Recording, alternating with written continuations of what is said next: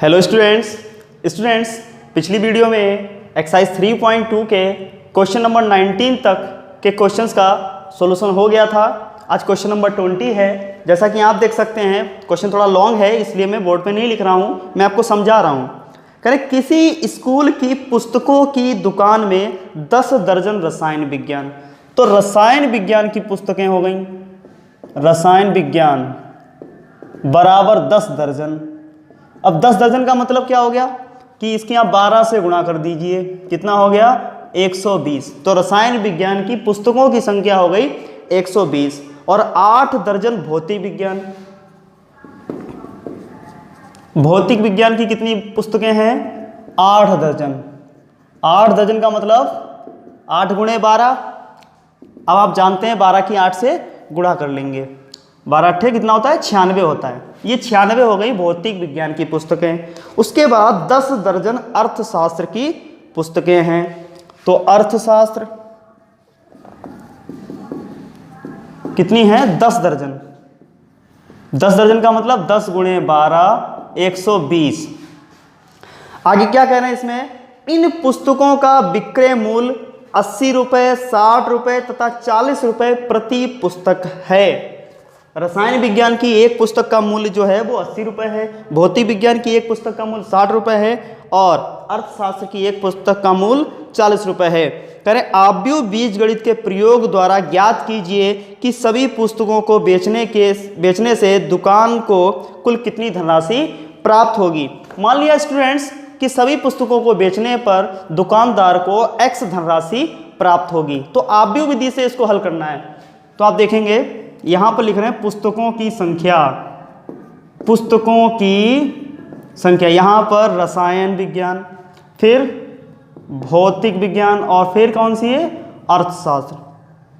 लिख लीजिए, रसायन विज्ञान की 120 किताबें हो गई और भौतिक विज्ञान की 96, अर्थशास्त्र की भी 120।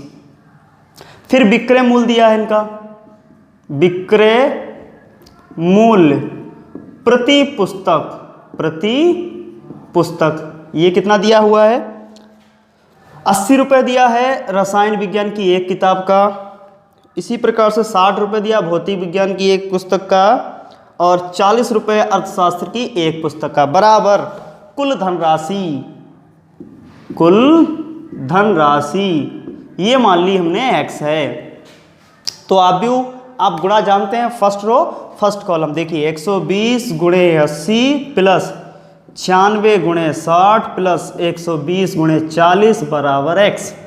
गुणा कर लीजिए आप, 12 अट्ठे 96 हो गया प्लस गुणा कर लीजिए 6 की 6 से 6 छंग 36, 3 हासिल हो गया, 6 नेम 54, 3 57 प्लस इधर 12 चौके 48 बराबर x। तो x बराबर जोड़ लीजिए तीनों को, 1 6 8 और 6 15, 15 और 6 21 होते हैं, 2 हासिल हो गए, 4 और 5 9, 9 18, 18 2 20। कितना हुआ? आप देख सकते हैं 20,160 रुपये। अतः दुकानदार को सभी पुस्तकें बेचने पर 20,160 रुपये प्राप्त होंगे। स्टूडेंट्स आप इसका स्क्रीनशॉट ले लीजिए, मैं आपको अगला क्वेश्चन बताता हूँ। स्टूडेंट्स अगले जो प्रश्न है वो बहुविकल्पीय प्रश्न है। अब संकेत में दिया है कि आव्यूह दिए हैं और उनकी कोटियां दी गई हैं। ये आव्यूह हैं x, y, z और w, p, उनकी कोटियां दी हैं। तो पहला प्रश्न इसमें पूछ रहे हैं कि py प्लस wy के परिभाषित होने के लिए n के तथा p पर क्या प्रतिबंध होगा। तो आप देखिए पहले तो py निकालिए, py देखिए, p का देखिए आप कोटि कितनी है? p गुणे k। y देखिए आप, y कितना है? 3 गुणे k। पहली चीज ये हो गई। अच्छा, फिर wy देखिए, w कहाँ पर है? ये n गुणे 3। y देखिए आप 3 गुणे k। ये कंडीशन हो गई। अब आप यहां से देखिए कि भाई गुणा इनकी कब संभव है? जब ये कॉमन है, यहां तो गुणा हो जाएगी भाई। आप देख सकते हैं कि वो 3 प्रथम आव्यूह के स्तंभ देखते हैं और दूसरे आव्यूह की पंक्ति देखते हैं, तो ये सेम है, तो wy तो हो जाएगा लेकिन py नहीं हो पाएगा। तो wy संभव है, लेकिन यहां पर ये कब होगा? जब k का मान 3 हो जाए। तो पहली कंडीशन आ गई भाई, के का मान 3 होना चाहिए।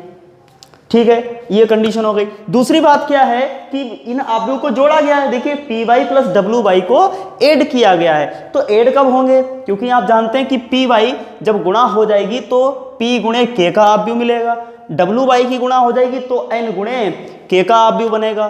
तो यहाँ पर पहली कंडीशन तो ये होगी के का मान 3 होना चाहिए और एन बराबर होना चाहिए किसके, पी के। एन किसके बराबर होना चाहिए, पी के, तब तो ये गुणा भी हो पाएंगे और ये जुड़ भी जाएंगे। तो ये कंडीशन कहाँ पर हो रही है, पहले में आ रही। देखिए आप के का मान 3 भी हो रहा है और एन बराबर पी भी है। तो ये आपका 21 हो गया। इसके बाद हमारा 22 है। 22 में देखिए क्या कह रहे हैं, यदि n बराबर p तो अवयव 7x माइनस 5z की कोटि होगी। तो 7x, x देखिए पहले x देख लीजिए आप, x कितना हो गया 2 गुणे n, ये x की कोटि हो गई। फिर z देखिए आप, z कितना है 2 गुणे p।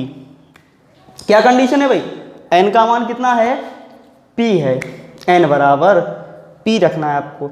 तो आप n बराबर p रखिए या p बराबर n रखिए। तो ये 2 गुणे n है, यहाँ पर माइनस 2 गुणे यहाँ पर क्या हो जाएगा, कोटि निकालना है। ये p का मान कितना हो गया, n हो गया।